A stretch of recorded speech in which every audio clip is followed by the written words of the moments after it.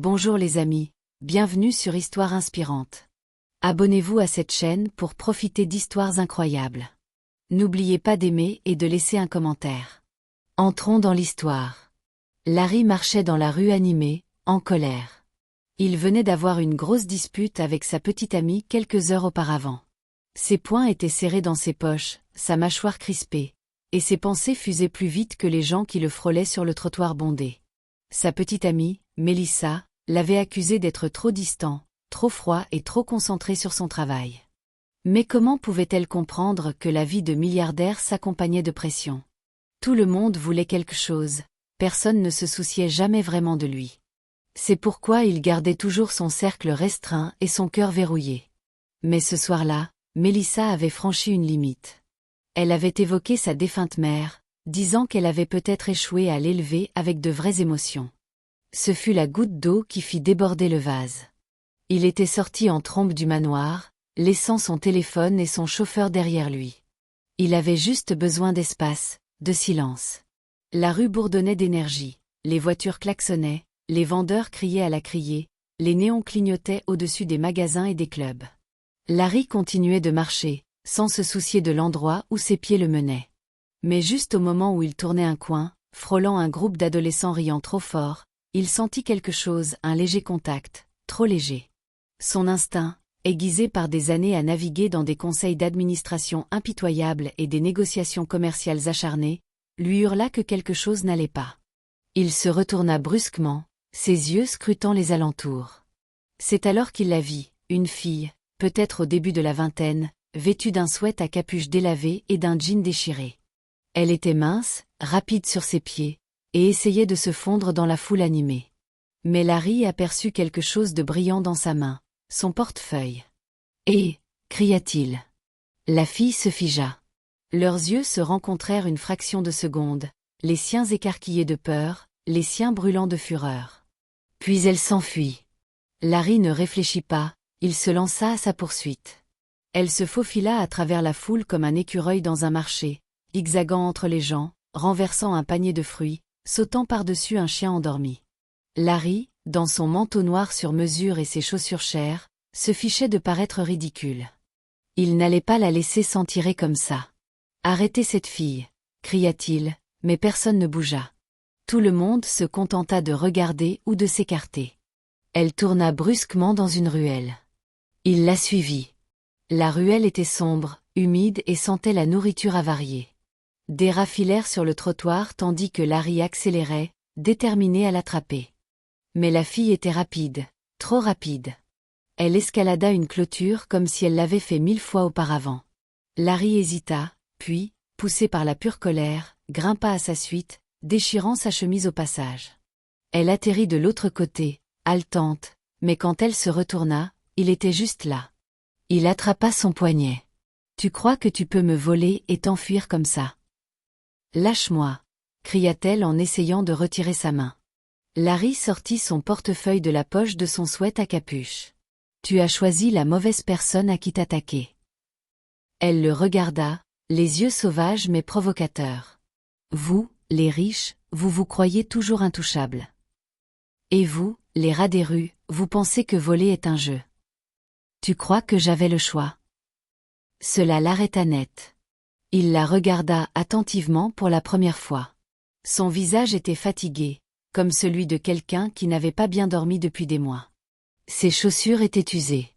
Son sweat à capuche avait des trous aux manches. Elle tremblait, mais pas seulement de peur. Elle avait froid et faim. L'emprise de Larry se relâcha. « Comment t'appelles-tu » demanda-t-il, se surprenant lui-même. Elle cligna des yeux. « Pourquoi ça t'intéresse ?»« Parce que je ne vais pas t'appeler « voleuse » toute la nuit. » Elle hésita. Riley. Larry la regarda à nouveau, vraiment. Quelque chose en elle, malgré la saleté, les mensonges et le vol, semblait réel. Contrairement à Melissa, contrairement à la plupart des gens dans sa vie.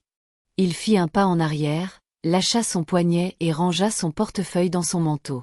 « Viens avec moi. » Ses yeux se plissèrent. « Pourquoi ? » « Je n'appelle pas la police, pour l'instant. Mais tu me dois une explication.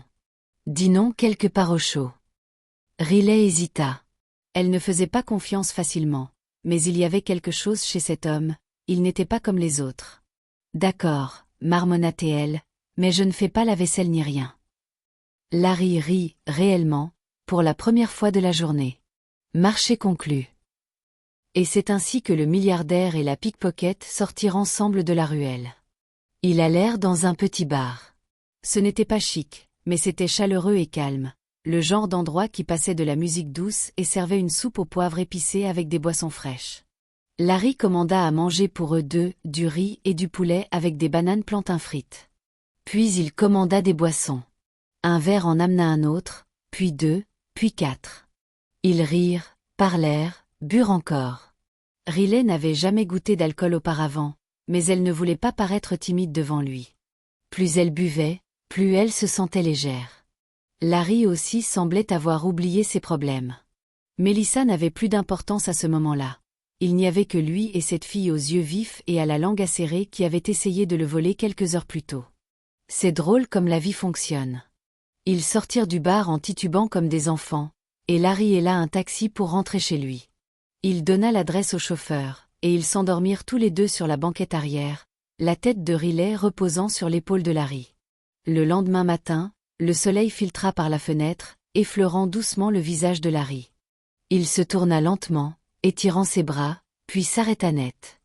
Il y avait quelqu'un à côté de lui. Il s'assit d'un bond. Riley. Elle dormait encore, ses cheveux un peu en désordre, une jambe pendant hors du lit. Larry cligna des yeux, confus pendant une seconde, puis la secoua doucement. « Hé, Riley, réveille-toi. » Elle ouvrit les yeux en plissant les paupières. « Quelle heure est-il » ? « Ce n'est pas la question, » dit Larry. « Tu te souviens de ce qui s'est passé la nuit dernière ?» Riley regarda autour d'elle, puis elle-même, puis lui. Ses yeux s'écarquillèrent. « Non, non. Qu'est-ce que j'ai fait ?» Larry se gratta la tête. « C'est ce que je te demande. Tu ne te souviens de rien ?» La voix de Riley tremblait. « Non. Je ne sais pas. Je jure que c'était la première fois que je buvais de l'alcool.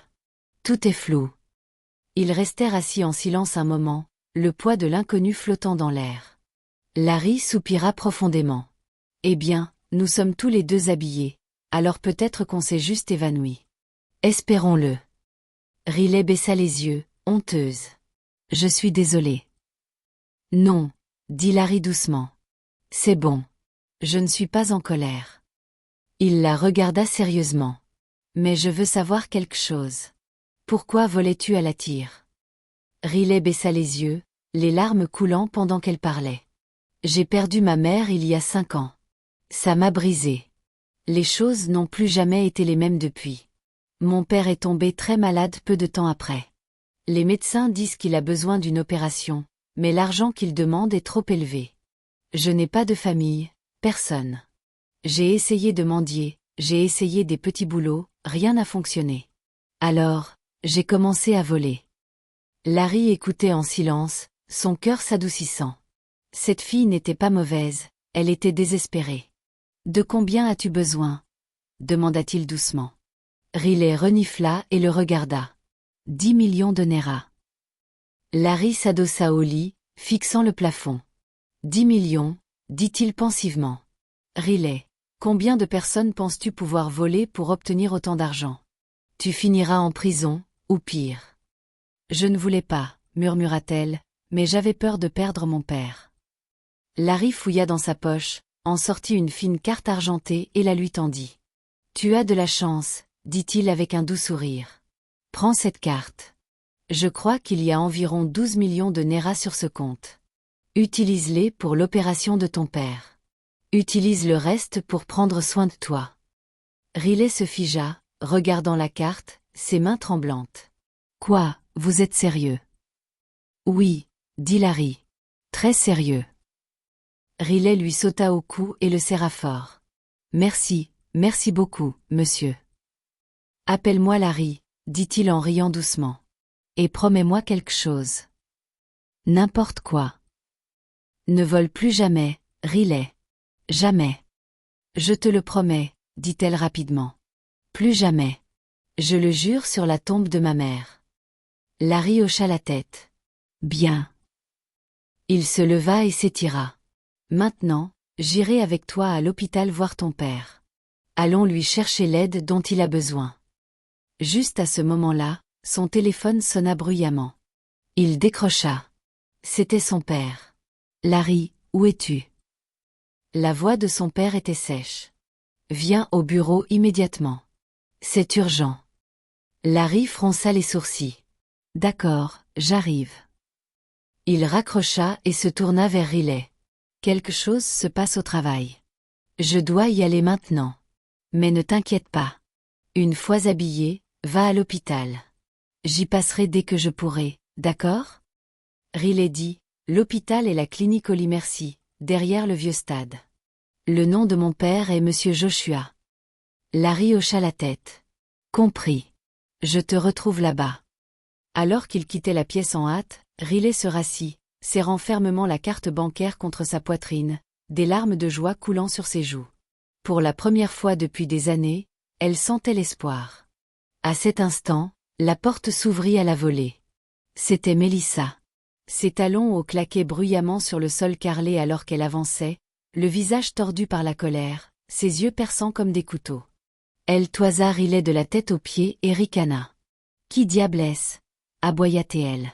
Riley, serrant toujours la carte bancaire contre sa poitrine, se leva rapidement et salua poliment. « Bonjour, madame. » Mélissa s'avança, croisant les bras. « Je n'ai pas demandé de salutation.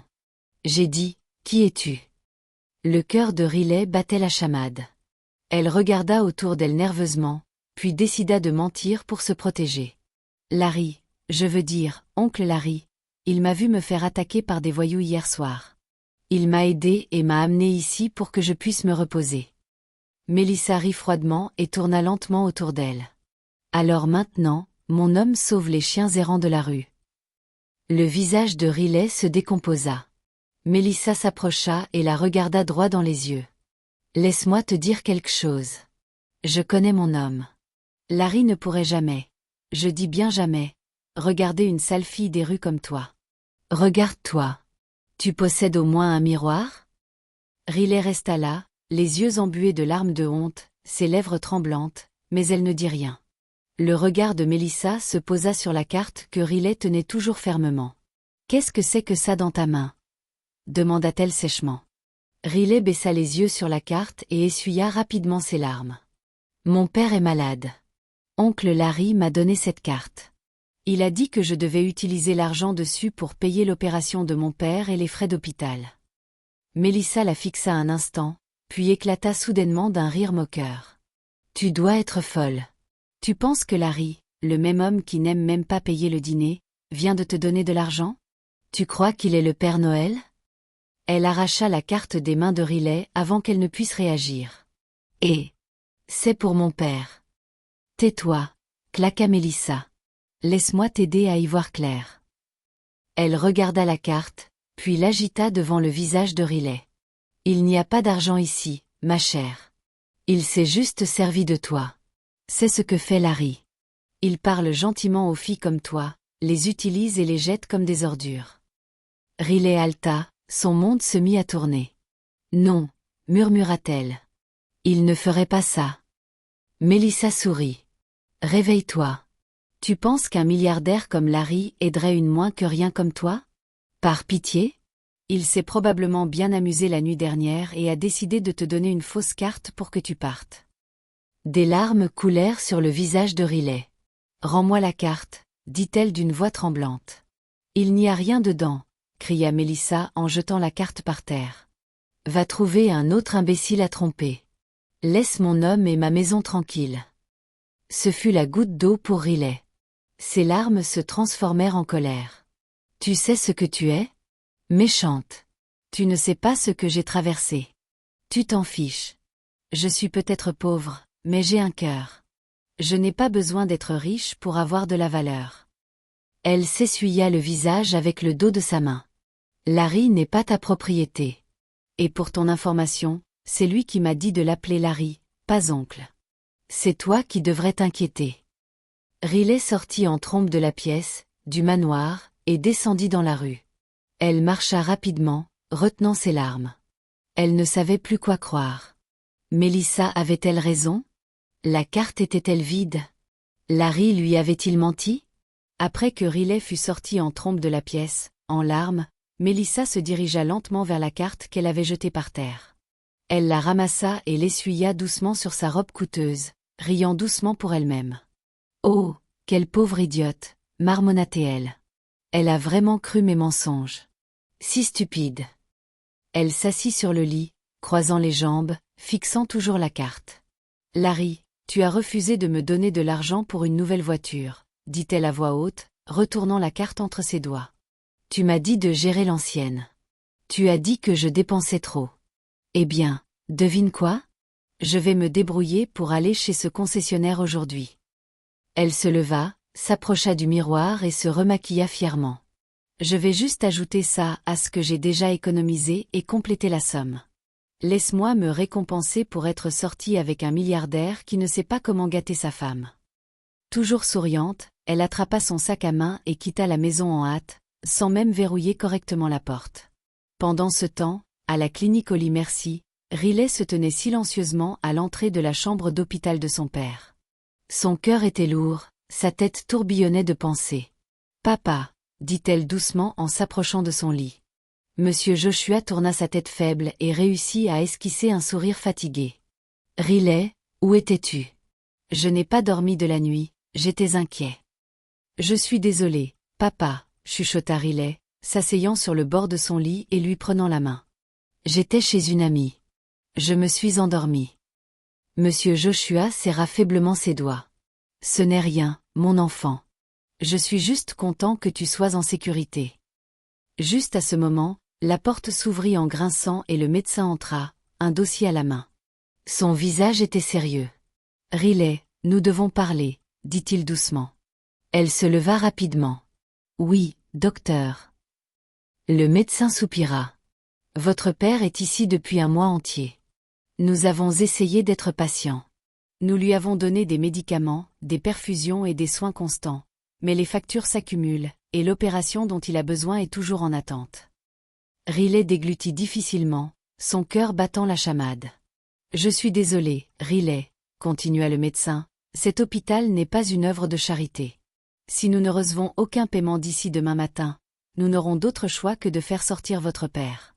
Nous avons trop tiré sur la corde. »« Non, s'il vous plaît, » dit Riley, la voix brisée. « Donnez-moi juste plus de temps, je vous en supplie. » Le médecin la regarda avec des yeux fatigués. « Nous avons déjà attendu trop longtemps. Je suis vraiment désolé. » Il se retourna et sortit, laissant la pièce silencieuse. Monsieur Joshua tourna son visage vers le mur, une larme coulant sur sa joue. « Ne pleure pas, papa, » dit Riley en s'agenouillant à côté du lit. « Je trouverai un moyen. Je te le promets. » Il secoua lentement la tête. « Riley, tu en as fait assez. Je ne veux pas que tu aies des ennuis à cause de moi. »« Je n'abandonne pas, » dit-elle fermement. « Même si je dois mendier de rue en rue, je le ferai. Mais je ne les laisserai pas te mettre dehors.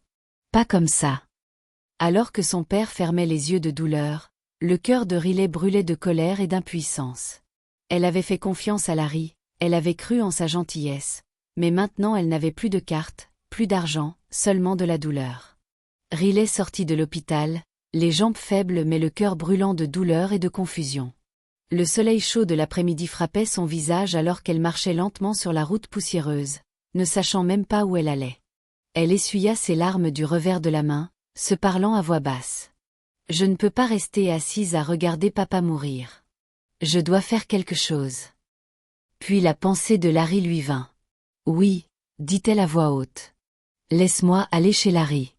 Je dois lui demander si cette carte était fausse ou non. » Mais alors qu'elle faisait quelques pas de plus, une autre pensée l'arrêta. « Et si cette sorcière de petite amie est toujours là ?» se demanda-t-elle, le visage tordu de colère. « Elle m'insultera encore. Peut-être même qu'elle appellera les gardes pour me jeter dehors. » Elle s'arrêta de marcher et se tint à l'ombre d'un manguier. « Non, » dit-elle fermement. « Je ne retournerai pas dans cette maison. Je ne veux plus revoir cette méchante femme. » Elle resta là un moment à réfléchir. Laisse-moi plutôt aller à son bureau, dit-elle soudain. Oui, peut-être que je pourrais lui parler là-bas, loin de cette Mélissa. Mais juste au moment où elle faisait un autre pas, elle s'arrêta à nouveau. Je ne sais même pas où il travaille, murmura-t-elle, ses épaules s'affaissant, son espoir mourant lentement. Elle regarda autour d'elle la route animée, pleine de gens, de voitures et de bruit. Elle était perdue dans la foule, invisible au monde. Elle prit une profonde inspiration et marcha jusqu'au bord de la route. « Je n'ai pas le choix, dit-elle. Laisse-moi essayer de supplier. » Elle tendit la main à la première personne qui passait. « S'il vous plaît, monsieur, j'ai besoin d'aide. Mon père est à l'hôpital. » L'homme ne s'arrêta pas. Elle essaya à nouveau avec une autre personne. « Madame, s'il vous plaît, juste un peu d'aide pour mon père. » La femme détourna le visage et accéléra le pas. Un par un, les gens la dépassèrent comme si elle n'existait pas. Certains fronçaient les sourcils, certains sifflaient sur son passage, quelques-uns l'insultèrent même. « Fille paresseuse, va travailler !» cria un homme. « Pourquoi m'en dis-tu sous ce soleil brûlant ? Va te dépêcher !» dit un autre. Les jambes de Riley commencèrent à trembler, son estomac gargouillait, elle n'avait rien mangé depuis la veille. Son cœur était las, son corps faible et son esprit rempli de peur. Elle s'adossa contre un mur et glissa au sol, enfouissant son visage dans ses mains. Pendant ce temps, au bureau de Larry, dans son grand bureau brillant, Larry était assis derrière sa grande table, signant un document. Son téléphone vibra sur la table. Il regarda l'écran. C'était une alerte. Un paiement de 12 millions de Naira avait été effectué avec la carte qu'il avait donnée à Riley. Il sourit immédiatement. « Dieu merci », murmura-t-il. « Elle vient de faire le paiement. Cela signifie que son père peut enfin être opéré. » Il se pencha en arrière sur sa chaise, toujours souriant. « Je prie pour que le vieil homme survive. J'irai leur rendre visite demain après-midi après ma réunion du conseil d'administration. » Juste à ce moment-là, son père, M. Williams, qui était assis sur la chaise visiteur, remarqua le sourire sur le visage de son fils. « Qu'est-ce qui se passe, Larry ?» demanda-t-il en haussant un sourcil. « Tu souris comme si quelqu'un venait de se fiancer. » Larry rigola. « Ce n'est rien, papa. Tu aimes trop les ragots. Occupe-toi de tes affaires. » Monsieur Williams rit. « Ah, moi, les ragots ? Jamais. J'ai juste posé une petite question. » Ils rirent tous les deux ensemble. Mais au fond de lui, Larry ressentit une paix dans son cœur. Pour une fois, il était heureux que son argent ait aidé quelqu'un qui en avait vraiment besoin. Il n'avait aucune idée que l'argent n'était pas parvenu à Riley et qu'elle était toujours dans la rue, brisée, suppliant et pensant qu'il l'avait trahi. Le lendemain matin arriva avec des nuages sombres suspendus dans le ciel, comme si le ciel lui-même pleurait avec Riley. Elle était assise à côté du lit d'hôpital de son père, lui tenant fermement la main. Ses yeux étaient gonflés d'avoir pleuré toute la nuit. Elle n'avait pas d'argent, pas d'espoir, pas de réponse, juste le silence et la peur. La porte s'ouvrit lentement. C'était le médecin. Son visage était fatigué, s'épalant. Il s'arrêta à l'entrée, puis entra, s'éclaircissant doucement la gorge. « Riley, » dit-il doucement. Elle leva les yeux rapidement. « Docteur, s'il vous plaît, juste, donnez-moi un jour de plus. Je trouverai l'argent, je vous le promets, s'il vous plaît. » Le médecin secoua la tête, sa voix calme mais ferme. « Je suis vraiment désolé, Riley. Vraiment. Mais votre père doit quitter l'hôpital aujourd'hui. Nous ne pouvons plus le garder ici. » Le cœur de Riley se serra. « Non, s'il vous plaît, ne faites pas ça. » Il soupira. « Ce n'est pas ma faute. Je ne suis pas le propriétaire de l'hôpital. J'ai fait de mon mieux pour vous aider. J'ai même utilisé mon argent personnel pour lui acheter des médicaments la semaine dernière, mais je ne peux rien faire de plus. » Elle tomba à genoux, lui saisissant la main. « Docteur, je vous en supplie, donnez-moi juste plus de temps. » Le médecin retira lentement sa main, le visage plein de pitié. « Je ne peux pas. Mais je peux vous aider avec le transport. » Il fouilla dans sa poche et lui tendit quelques billets froissés. « Utilisez ceci pour prendre un taxi pour rentrer chez vous. C'est la seule aide que je puisse vous offrir maintenant. » Et sur ce, il sortit. Riley s'effondra à nouveau, se couvrant le visage de ses deux mains. Quelques minutes plus tard, elle et son père furent aidés à monter dans un petit taxi vétuste garé devant l'hôpital. Le chauffeur avait l'air fatigué et indifférent. Le moteur toussa en démarrant. À l'intérieur du taxi, le silence emplit l'air. Son père s'affaissa faiblement, sa main dans la sienne. Des larmes coulèrent sur ses joues ridées alors qu'il se tournait pour la regarder. « Ramène-moi à la maison, ma fille, » murmura-t-il. « Laisse-moi partir et mourir en paix. »« Non, papa, » dit Riley, sanglotant déjà. « Ne dis pas ça. Tu as assez souffert à cause de moi, » dit-il, la voix tremblante. « Je t'ai tellement stressée, ma douce fille, mon ange. Que le Seigneur te bénisse. Qu'il te donne un bon mari, un homme gentil qui essuiera tes larmes. » Riley secoua violemment la tête. « Arrête de parler comme ça. Tu n'iras nulle part, papa. » Son père toussa faiblement. « Quel espoir nous reste-t-il maintenant qu'ils m'ont jeté hors de l'hôpital comme un chien ? » « Je trouverai l'argent, » dit Riley, la voix montant d'émotion. « Je m'en fiche, même si je dois braquer une banque, je le ferai. Tu dois vivre, papa. Tu dois vivre. » Son père se tourna vers elle rapidement, autant que ses forces le lui permettaient. « Non, Riley. Ne redis jamais ça. Ne fais rien de stupide. Ne laisse pas ma souffrance te mener en prison ou à la mort. S'il te plaît, mon enfant. » Elle s'essuya les yeux et hocha la tête, bien que son cœur fût brisé. Le taxi traversa les rues cahotteuses, se dirigeant vers leur petite maison. Riley regarda par la fenêtre, les yeux vides, son esprit s'emballant. Cet après-midi-là, alors que le soleil montait haut et que la chaleur pesait sur la ville, Larry arriva à la clinique Oli Merci dans son SUV noir. Il sortit, vêtu d'un simple t-shirt et d'un jean, sans aucun de ses gardes du corps habituels. Son visage semblait calme, mais à l'intérieur, il était agité.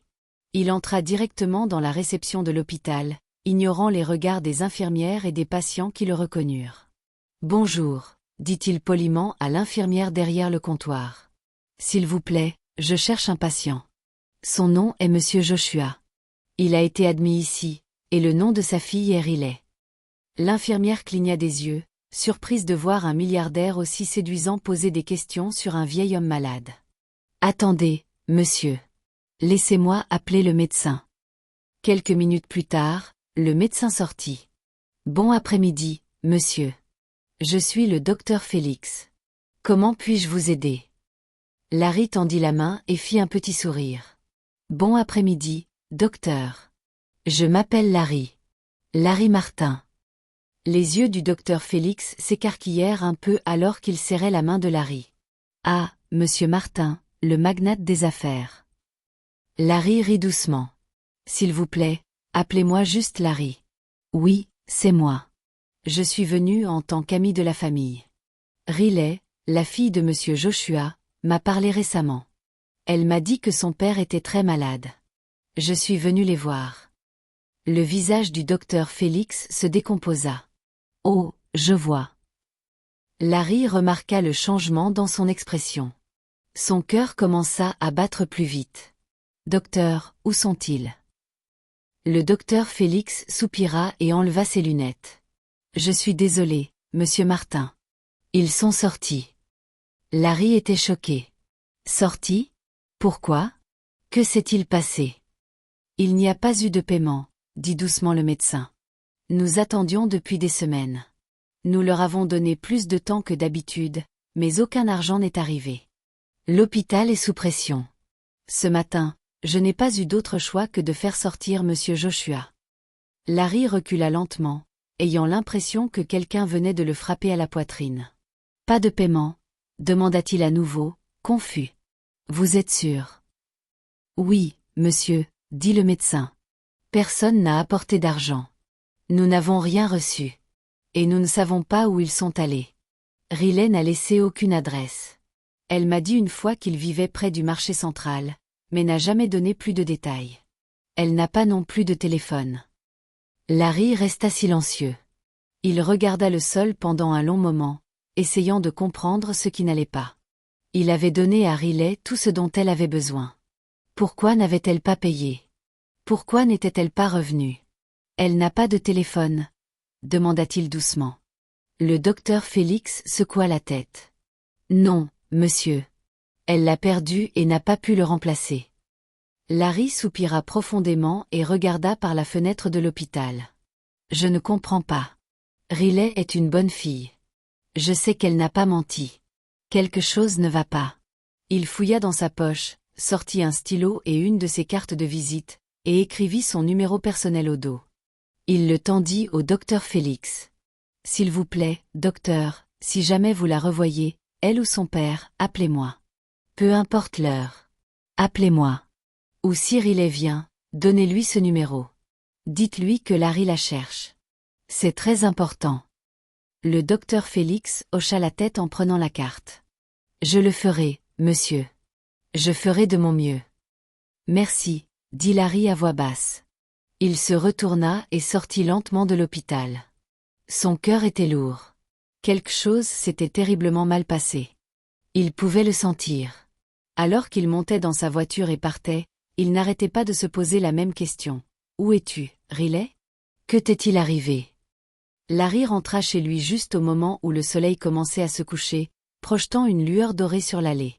Il sortit de sa voiture, pensant toujours à Riley et à son père malade. Son esprit était préoccupé, son cœur lourd. Mais juste au moment où il se dirigeait vers la porte d'entrée, il vit une voiture rouge vive garée devant son portail. Il fronça les sourcils. « À qui appartient cette voiture ?» se demanda-t-il. Il entra dans la maison, et à sa grande surprise, elle était là, Mélissa, assise confortablement sur le canapé comme si elle était propriétaire des lieux. Larry s'arrêta net et plissa les yeux. « Qu'est-ce que tu fais ici ?» demanda-t-il froidement.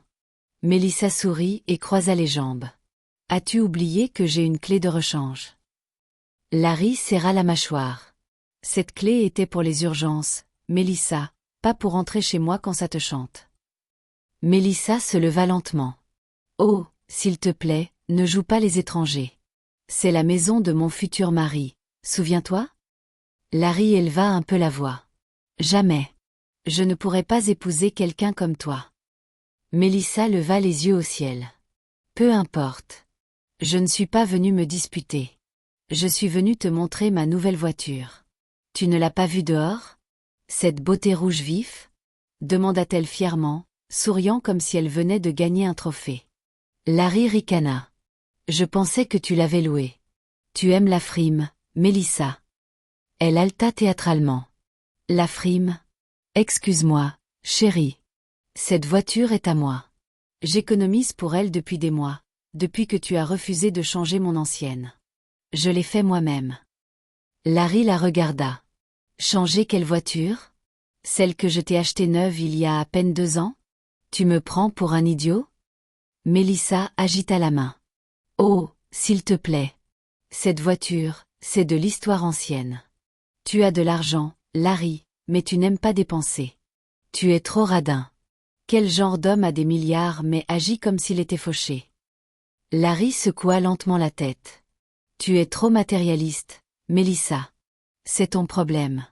Toujours à courir après ceux qui brillent, mais sans jamais penser aux gens qui comptent. » Mélissa s'approcha, la voix s'élevant. « Parce que je veux de belles choses, je suis une mauvaise personne maintenant. À quoi bon sortir avec un milliardaire s'il ne te gâte pas? » Larry leva la main pour l'arrêter. « Mélissa, je n'ai pas la force pour tes bêtises aujourd'hui. Pars, c'est tout. » Mélissa fronça les sourcils. « Je ne vais nulle part. »« Si, tu pars, » dit fermement Larry. « Ce n'est plus ta maison. Tu dépasses les bornes. » Mélissa rit amèrement. « Waouh! Alors maintenant, tu me jettes dehors? » Elle ramassa son sac à main et se dirigea vers la porte. « Ne t'inquiète pas, je pars. Mais crois-moi, Larry, tu me regretteras un jour. » Alors qu'elle claquait la porte derrière elle, Larry s'assit sur le canapé, se frottant la tête. 2 jours plus tard, juste au moment où Riley pensait que les choses ne pouvaient pas empirer, un grand coup retentit à leur porte. « Ouvrez cette porte !» cria une voix en colère. Riley se précipita depuis l'arrière-cour, le cœur battant déjà la chamade. Elle connaissait trop bien cette voix. Elle ouvrit la faible porte en bois, et là se tenait leur propriétaire, Monsieur Eugène, le visage plein de colère, une main tenant sa ceinture, l'autre pointant vers la maison. Vous devez quitter cette maison aujourd'hui, aboya-t-il. Monsieur, s'il vous plaît, supplia Riley, les mains tremblantes. Mon père est très malade. Nous venons juste de rentrer de l'hôpital. S'il vous plaît, donnez-moi plus de temps. Riley, ne me supplie plus, cria le propriétaire. Vous me devez 6 mois de loyer. 6 mois. Savez-vous combien de familles je nourris avec l'argent de cette maison? Vous pensez que je dirige une œuvre de charité? S'il vous plaît, monsieur, je paierai bientôt. J'ai essayé. Donnez-moi juste un peu plus de temps, je vous en supplie, pleura-t-elle. Il secoua fermement la tête. J'ai assez essayé. J'ai été patient, mais c'est fini. Je ne veux pas revenir cet après-midi et vous voir encore ici. Je ne veux pas de problème avec ça. Il se retourna et s'éloigna en marmonnant avec colère. Riley resta là, sous le choc, les yeux brûlants de larmes. Elle entra et vit son père allongé faiblement sur le tapis, respirant lentement, les yeux mi-clos. « Papa, murmura-t-elle, nous devons partir. »« Partir où, ma fille ?» demanda-t-il faiblement. Riley ne répondit pas. Elle essuya ses larmes, sortit rapidement et revint avec quelque chose que les voisins avaient laissé dans la cour, une vieille brouette rouillée. « Papa, s'il te plaît, pardonne-moi. Je ne sais pas quoi faire d'autre. » Elle souleva doucement son père dans la brouette. Il gémit de douleur mais ne se plaignit pas. Elle plaça un oreiller sous sa tête et le couvrit d'un pagne. Puis, les mains tremblantes, elle commença à le pousser dans la rue. Le soleil tapait fort. Les gens la dévisageaient, certains chuchotaient, d'autres riaient, mais Riley s'en fichait. Elle continuait d'avancer, pleurant. Des larmes coulaient sur son visage tandis que ses pieds foulaient le sol chaud et poussiéreux. Son dos lui faisait mal, et la sueur trempait ses vêtements. Finalement, après avoir marché pendant plus d'1 heure, elle vit un bâtiment inachevé près de la périphérie de la ville.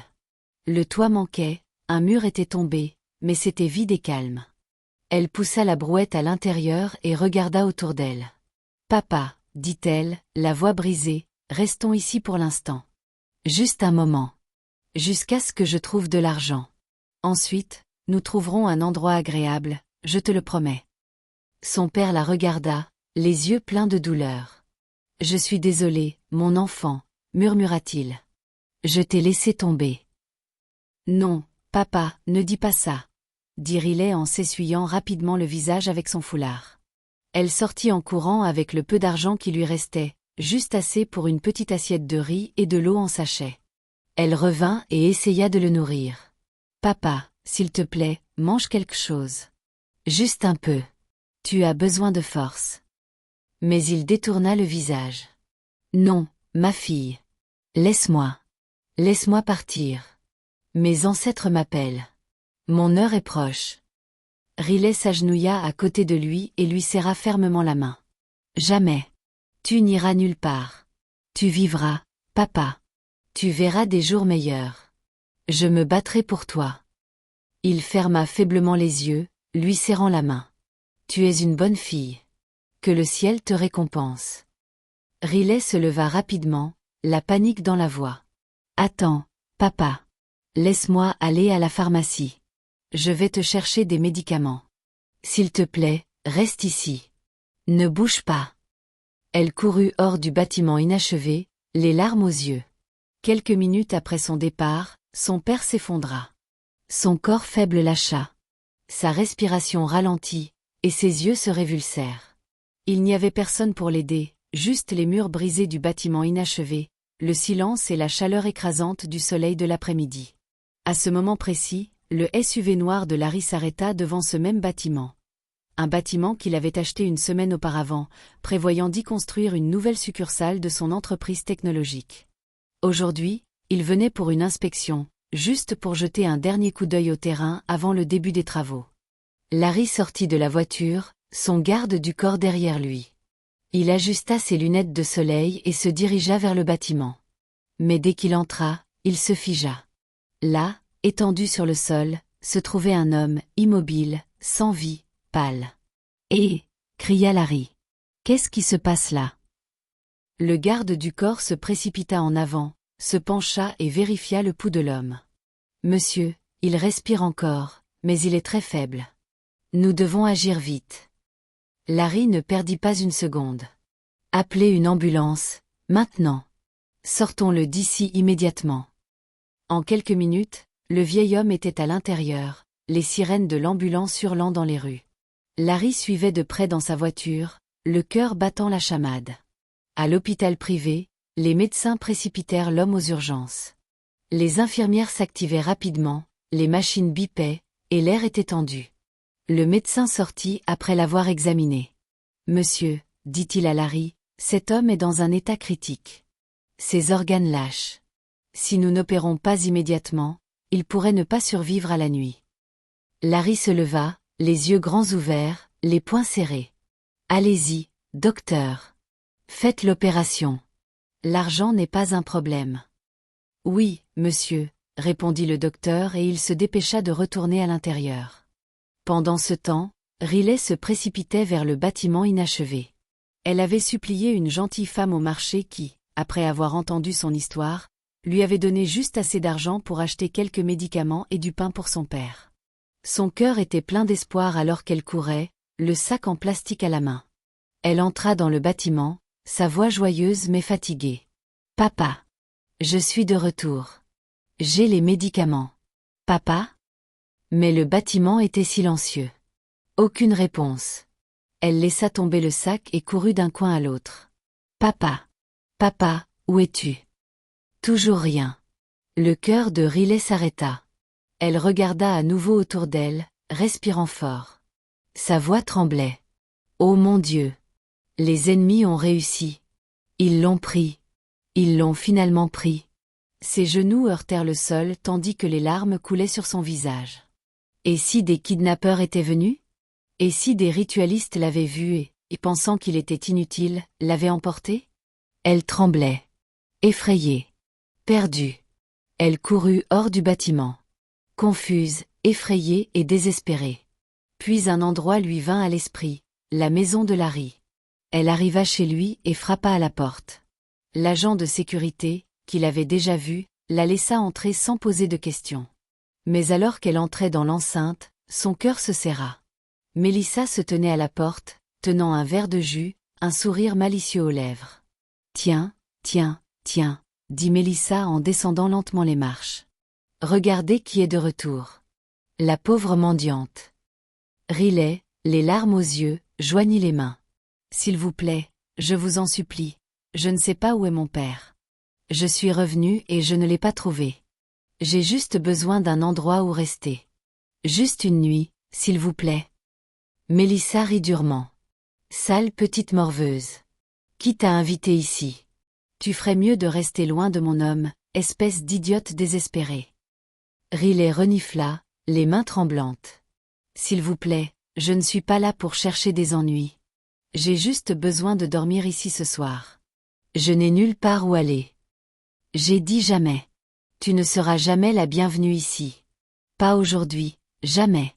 Retourne dans le caniveau d'où tu viens. » Aboya Mélissa. Riley s'essuya le visage. « Je n'essaie de prendre personne. J'essaie seulement de survivre. »« Sors d'ici !» hurla Mélissa. « Avant que j'appelle la police. » Riley se tourna lentement, les yeux pleins de douleur, le cœur plus lourd que jamais. Elle sortit de l'enceinte et retourna dans la rue, traînant les pieds, pleurant en marchant. Riley était assise au bord de la route, pleurant, sa poitrine se soulevant et s'abaissant, tout son corps tremblant. Elle avait l'impression que le monde entier lui avait tourné le dos. Les gens passaient sans s'arrêter. Certains la regardaient, d'autres l'ignoraient, mais personne ne lui demanda si elle allait bien. Elle essuya ses larmes du revers de la main, fixant le ciel. « Ô Seigneur, quel genre de vie est-ce » cria-t-elle. « S'il te plaît, où que soit mon père, qu'il soit en sécurité. Je ne supporte plus cette douleur. » Puis, de nulle part, une voix douce parla derrière elle. « Ma fille, qu'est-ce qui ne va pas ?» Elle se retourna lentement. Un vieil homme se tenait devant elle.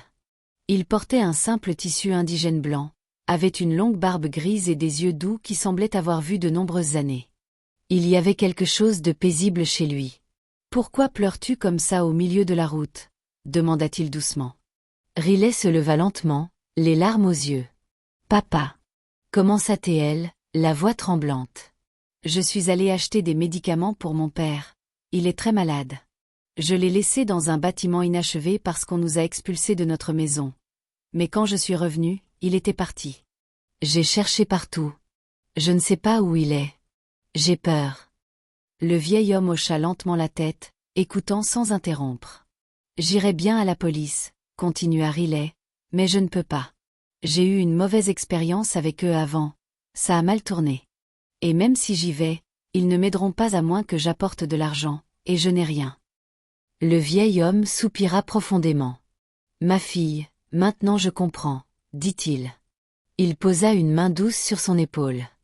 Ma fille, sèche tes larmes. Ton père n'est pas mort. Les yeux de Riley s'écarquillèrent. Quoi? Vous êtes sûr, papa? Il est toujours en vie? Oui, dit calmement le vieil homme. Va voir ce médecin, celui qui t'a aidé avant. Vas-y maintenant. Tu trouveras des réponses là-bas. Riley se leva rapidement, l'espoir renaissant dans son cœur. Merci, papa. Merci. Elle se tourna pour partir, puis s'arrêta et se retourna pour le remercier à nouveau, mais il avait disparu. Elle regarda autour d'elle, choquée. Il n'y avait aucun signe de lui. Pas de pas, rien. C'était un ange, murmura-t-elle. Elle n'attendit pas. Les larmes aux yeux et le feu au cœur, elle courut aussi vite que ses jambes le pouvaient vers la clinique Holy Mercy. Elle courut dans l'hôpital, le cœur battant plus vite que ses jambes.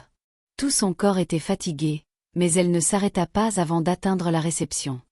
Une infirmière se leva dès qu'elle la vit. « Je veux voir le docteur Félix », dit Riley, respirant lourdement. « S'il vous plaît, c'est urgent. » Quelques instants plus tard, le docteur Félix apparut dans le couloir. Quand il la vit, il se précipita vers elle. « Riley. Ma fille, ça va ?» La voix de Riley trembla. « Docteur, s'il vous plaît, mon père a-t-il été amené ici? S'il vous plaît, l'avez-vous vu ?» Le docteur Félix la regarda tristement et secoua la tête. « Je suis désolé, Riley. Je ne l'ai pas vu depuis le jour où vous êtes parti de l'hôpital. » Le visage de Riley devint blanc, son corps se mit à trembler, ses lèvres tremblèrent. Elle ouvrit la bouche pour parler, mais aucun son ne sortit. Puis, soudainement, elle s'effondra. Les infirmières se précipitèrent à ses côtés et la portèrent dans une des chambres privées. Elles la placèrent sur un lit et la connectèrent à une perfusion. Quelques heures plus tard, Riley ouvrit lentement les yeux. Elle cligna plusieurs fois, confuse. « Où suis-je » murmura-t-elle. Le docteur Félix entra et sourit doucement. « Tu es en sécurité maintenant, Riley. Tu t'es évanouie, mais tout ira bien. » Elle s'assit lentement. « Que m'est-il arrivé, docteur ?» Le docteur Félix s'éclaircit la gorge. « Riley, tu es enceinte. De 2 semaines. » Les yeux de Riley s'écarquillèrent sous le choc. « Quoi ? » « Oui, » dit le médecin. « Et c'est à cause du stress excessif que tu t'es effondrée. Tu as de la chance, ma chère. Tu aurais pu perdre la grossesse. » Des larmes emplirent lentement les yeux de Riley. Elle plaça sa main sur son ventre et dit à voix basse. « À quoi sert une grossesse quand je ne peux même pas me nourrir? Quand je ne sais pas où est mon père? » « Ne dis pas ça, » dit doucement le docteur Félix. « Les enfants sont des cadeaux de Dieu. Tu ne sais pas ce que cet enfant pourrait devenir demain. Sois forte, ma fille. Tout ira bien. » Il lui tapota doucement la main. « Laisse-moi aller dire à l'infirmière de t'apporter quelque chose à manger. Tu as besoin de force. » Il sortit, et quelques minutes plus tard, la porte s'ouvrit à nouveau. Cette fois, ce n'était pas le médecin. C'était Larry. Les yeux de Riley s'écarquillèrent sous le choc. « Larry » murmura-t-elle d'une voix pleine de surprise. « Comment as-tu su que j'étais là ?» Larry s'avança, l'inquiétude lisible sur tout son visage. « Le docteur Félix m'a appelé. Il avait gardé le numéro que je lui avais donné l'autre jour quand je suis venue te chercher. » Riley baissa les yeux, se mordant la lèvre. Elle ne savait pas quoi ressentir.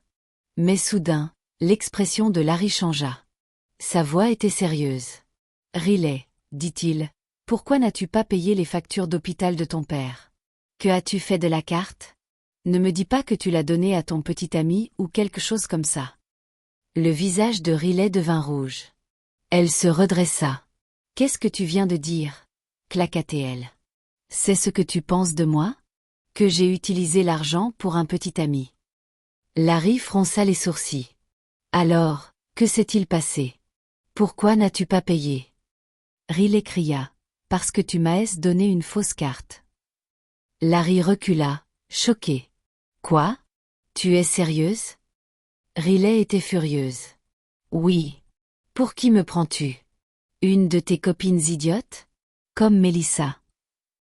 Ce nom figea Larry. Il regarda Riley. Attends, comment connais-tu Melissa?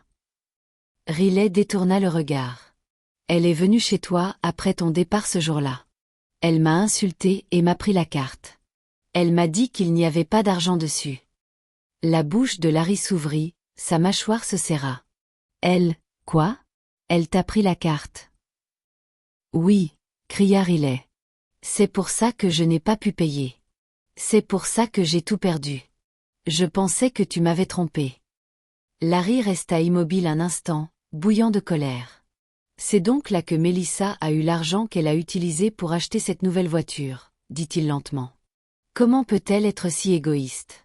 Si stupide? Riley s'essuya le visage, fatigué et frustré. Mais ce n'est plus mon problème. Tout ce que je veux maintenant, c'est retrouver mon père. Je l'ai laissé dans un bâtiment inachevé, et quand je suis revenu, il était parti. Les yeux de Larry s'écarquillèrent. Attends une minute, dit-il. Nous avons justement sauvé un homme que nous avons trouvé dans un bâtiment inachevé. Il décrivit rapidement Monsieur Joshua, ses vêtements, son état. Ses mains volèrent à sa bouche. C'est mon père. C'est lui. Oh mon Dieu. Il est vivant? Où est-il? Larry lui prit doucement la main. Calme-toi. Oui, il est vivant. Nous l'avons emmené à l'hôpital. Il a été opéré. Les médecins disent qu'il va beaucoup mieux et qu'il rentrera à la maison dans quelques jours. Riley fondit en larmes, cette fois des larmes de joie. Merci mon Dieu. Merci. Elle essaya de se lever. S'il te plaît, emmène-moi le voir. Je veux le voir maintenant. Larry l'arrêta doucement. Non, Riley. Le docteur m'a dit que tu n'es pas encore assez forte. Il a dit que tu es enceinte. Tu as besoin de te reposer. Riley détourna le regard, la voix tremblante. Je veux m'en débarrasser. Larry se tourna brusquement. Non. Ne dis pas ça. Pourquoi pas? Demanda-t-elle. Quel genre de vie cet enfant aurait? Je suis fatiguée, Larry. Je n'ai rien, même pas une maison.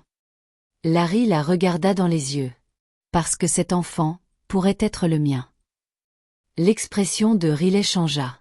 Que veux-tu dire par « pourrait » ? Larry, tu es le seul homme avec qui j'ai jamais été de ma vie. Bien sûr que l'enfant est à toi. Le cœur de Larry se serra. Sa voix s'adoucit. Alors, garde-le. Riley le fixa. Et Melissa? Je ne veux pas de drame. Je ne veux pas me battre. Laisse-moi. Larry dit fermement, je n'ai plus rien à voir avec Melissa.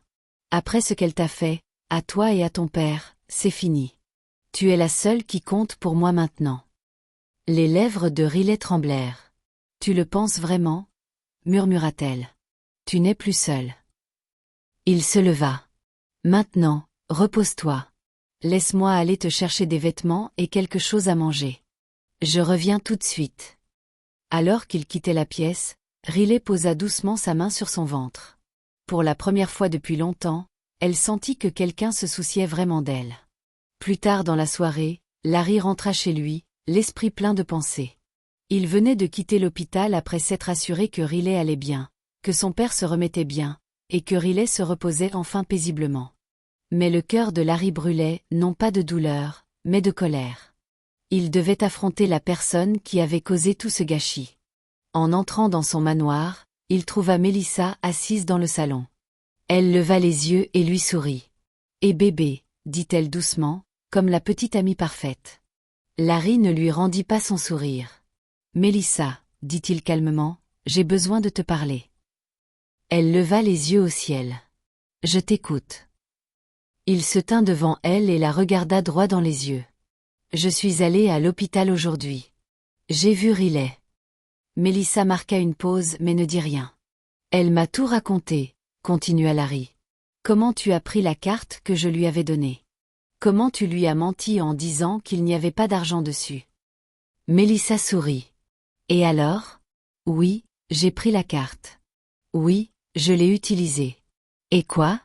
J'ai utilisé l'argent pour acheter une voiture. C'est pour ça que tes yeux sont rouges comme ça?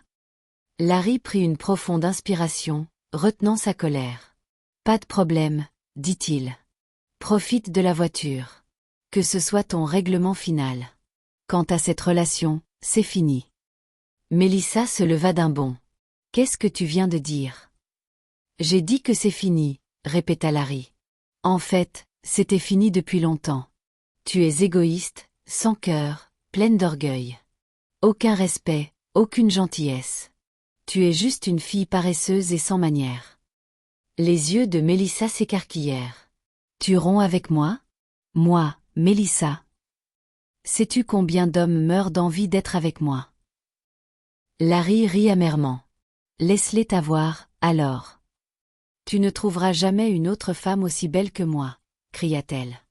Larry sourit et ouvrit la porte. Alors je suppose que je vivrai heureux sans beauté et en paix.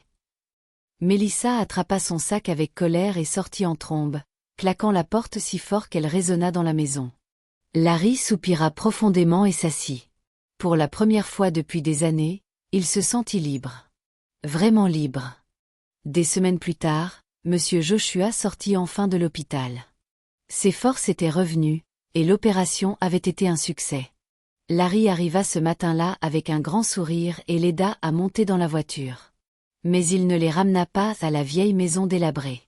Au lieu de cela, il les conduisit à un magnifique bungalow dans un quartier calme et paisible. Alors que Riley aidait son père à sortir de la voiture, elle regarda autour d'elle, confuse. « Où sommes-nous » demanda-t-elle en souriant. Larry sourit. « Bienvenue dans votre nouvelle maison. » Riley se figea. « Qu'est-ce que tu veux dire ?»« J'ai acheté cette maison pour toi et ton père, » dit Larry. « Vous méritez tous les deux la paix. Vous avez assez souffert. » Riley tomba à genoux, les larmes coulant sur son visage. « Merci, Larry, merci. » Monsieur Joshua était sans voix. Il ne pouvait que lever les mains vers le ciel en prière.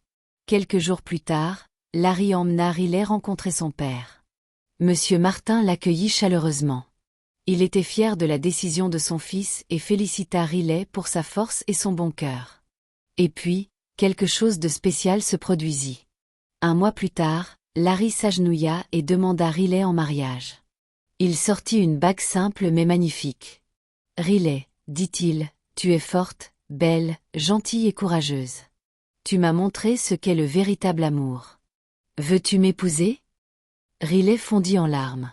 « Oui. 1000 fois oui. » Des acclamations emplirent la pièce lorsque Larry lui glissa la bague au doigt. Un mois plus tard, ils eurent un beau mariage. C'était petit mais rempli de joie, de musique, de nourriture et de danse. Riley ressemblait à une reine dans sa robe blanche, et Larry ne pouvait s'empêcher de sourire.